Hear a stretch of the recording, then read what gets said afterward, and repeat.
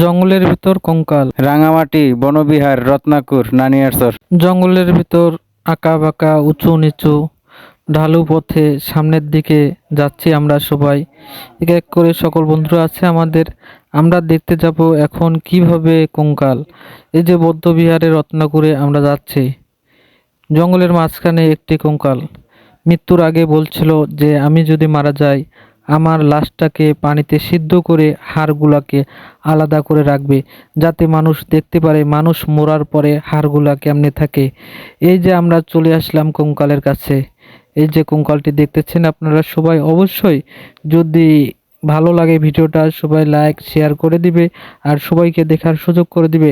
মানুষ জীবিত অবস্থায় প্রতিজ্ঞা করেছিল যে আমি মরার পরে আমার দেহটা সারা পৃথিবীর মানুষ যেন দেখে কঙ্কাল হিসাবে। এজন্য তাকে গরম পানিতে সিদ্ধ করে কঙ্কাল বানানো হয়েছে। আর সেটা হচ্ছে একটা জঙ্গলের ভিতর আছে।